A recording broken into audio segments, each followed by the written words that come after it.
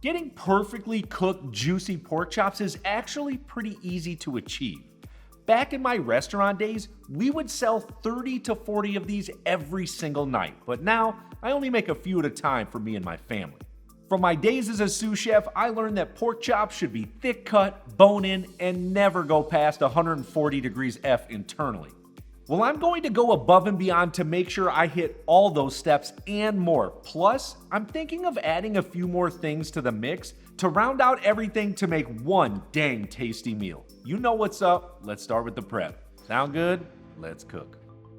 Now, one of the best ways to incorporate flavor, tenderness, and retain moisture is by brining. So in a medium-sized sauce pot, I'm adding in 3 tablespoons of coarse salt. Next, 3 tablespoons of packed light brown sugar. You could use dark brown sugar or even granulated sugar. Then 1 teaspoon of black peppercorns. 6 to 8 sprigs of fresh thyme. Then I'm going to mash about 4 to 5 garlic cloves and throw those into the pot. Next up, I have a half medium-sized peeled yellow onion. We're just going to roughly chop this, but you could also use a red, white, or sweet onion. We're going to add that to the pot along with 2 cups of cold water. Next, we're going over to the cooktop and we want to bring this mixture to a boil. The most important thing here is to make sure that the salt and the brown sugar are completely dissolved and incorporated into the mixture.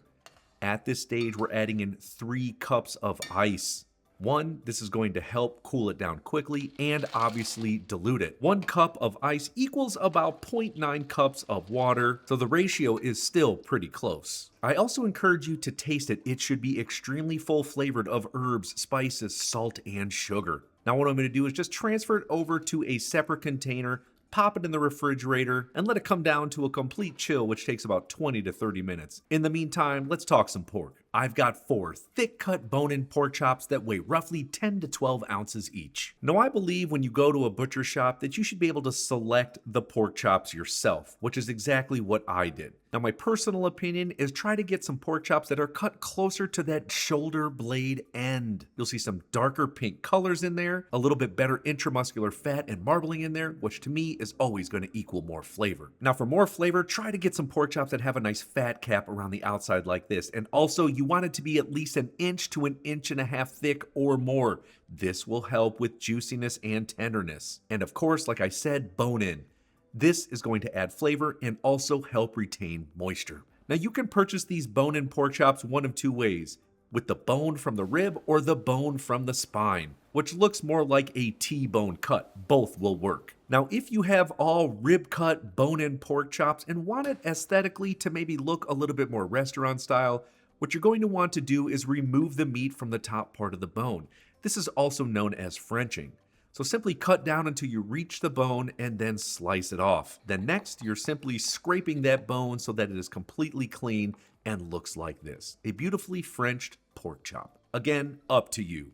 Now at this stage, you can add it to a deep casserole dish, or for me, I always like to put it in plastic zip containers. And if you're anything like me, these go a long way in our house because we clean them out with hot water and soap. Now for the most important part is to make sure your pork chops are completely submerged in that chilled brine. And if you're using a plastic bag, zip it up so that it's airtight. Then just move all the ingredients around to ensure the brine is getting through and around all those pork chops. Next, in the refrigerator for as little as 12 hours, but all the way up to 48 hours. And this is really just a simple way to bring about a whole bunch more flavor. You're infusing salt, sugar, spices, onion, garlic, all that goodness right in there. Now, can you still make delicious pork chops without a brine? Of course you can. But these steps are easy. They will retain so much moisture, making them that much better. You wouldn't believe how many restaurants do these procedures. Now, of course, the hardest part, the waiting game. So when you're ready to cook these pork chops, we're just gonna take them out of the refrigerator. They look fantastic, all those spices in there, all that goodness. What we wanna do is give each pork chop a quick rinse under cold water to help get off some of that salt and sugar brine, as well as any spices or herbs that are stuck on there.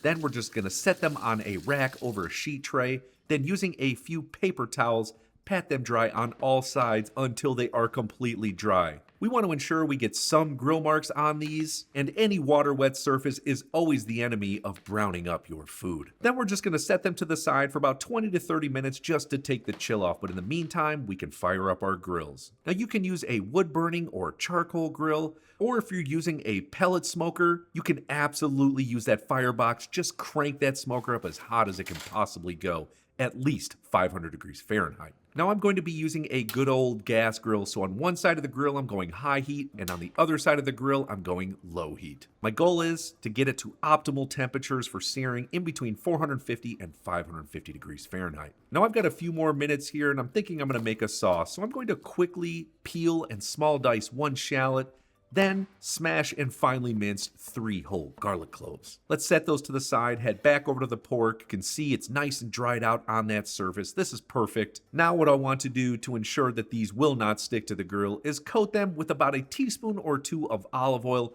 on both sides.